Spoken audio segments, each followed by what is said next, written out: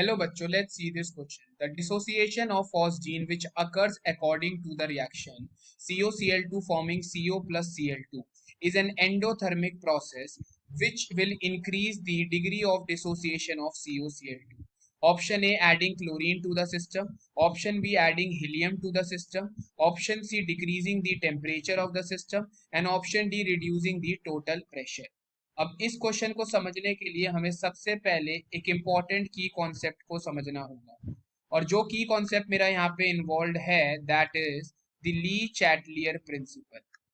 ली Chatelier principal हमें क्या explain करता है? सपोज कोई रिएक्शन है हमारा A plus be forming C, it is present at equilibrium. अब हम इसके इक्विलिब्रियम को शिफ्ट करने के लिए कोई चेंज करते हैं प्रेशर में, वॉल्यूम में, टेम्परेचर में, या हम बाहर से कोई चीज ऐड कर रहे हैं या एलिमिनेट अगर कर रहे हैं सिस्टम में से, जिस उस चेंज की वजह से इक्विलिब्रियम जो है इस रिएक्शन का वो क्या कर जाएगा? शिफ्ट कर जाता है। अगर तो सिस्टम उस डायरेक्शन में मूव करेगा कि वो उस चेंज को क्या कर सके? नलीफाई कर सके और वापस से इक्विलिब्रियम कंडीशन को अटेन कर सके।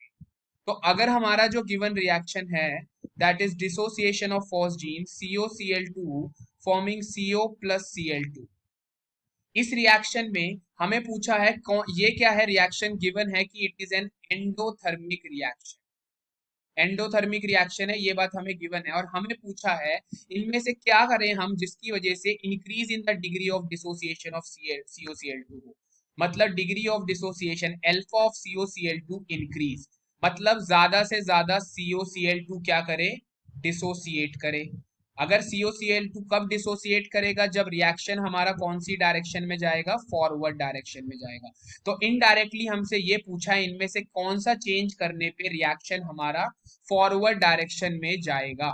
तो हम अगर ऑप्शन ए की बात करते हैं, adding chlorine to the system, तो क्लोरीन अगर मैं अमाउंट बढ़ा देता हूं, क्लोरीन क्या है? मेरा प्रोडक्ट है।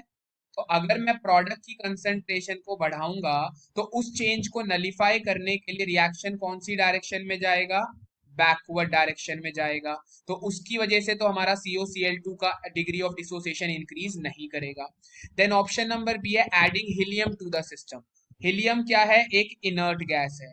तो अगर मैं एक इनर्ट गैस को ऐड करता हूं तो रिएक्शन को कांस्टेंट प्रेशर पे, अगर जब मैं इनर्ट गैस को ऐड करता हूं तो रिएक्शन उस डायरेक्शन में जाता है जहां पे number of moles of gases क्या होते हैं?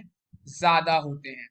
तो अगर मैं रिएक्टेंट साइड देखूंगा तो 1 मोल ऑफ गैस है, प्रोडक्ट में 2 मोल्स ऑफ गैस है, यानी हीलियम ऐड करने से रिएक्शन कौन सी डायरेक्शन में जा रहा है? फॉरवर्ड डायरेक्शन में जा रहा है। ऑप्शन नंबर सी है decreasing the temperature of the system. तो अगर मैं टेम्परेचर को डिक्रीज करूंगा, एंडोथर्मिक रिएक्शन में एंथैल्पी चेंज क्या होता है? पॉजिटिव होता है। तो अगर मैं इसका टेम्परेचर बढ़ाता हूं तो रिएक्शन जाता है फॉरवर्ड डायरेक्शन में। अगर मैं टेम्परेचर कम कर रहा हूं तो इसकी वजह से रिएक्शन कहां पे जाएगा? बैकवर्ड डायरेक्शन में जाएगा। एंड ऑप्शन डी है रिड्यूसिंग दी टोटल प्रेशर। अगर मैं प्रेशर को कम करता हूं तो रिएक्शन हमेशा उस डायरेक्शन में जाता है जहां पे number of moles of gases will be more. तो अगर number of moles of gases will be more तो यानी रिएक्शन किधर की तरफ शिफ्ट करेगा? फॉरवर्ड डायरेक्शन में।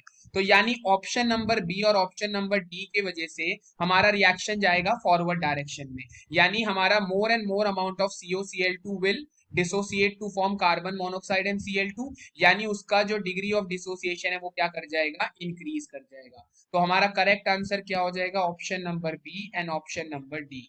आई hope you understood it well. All the best, thank you.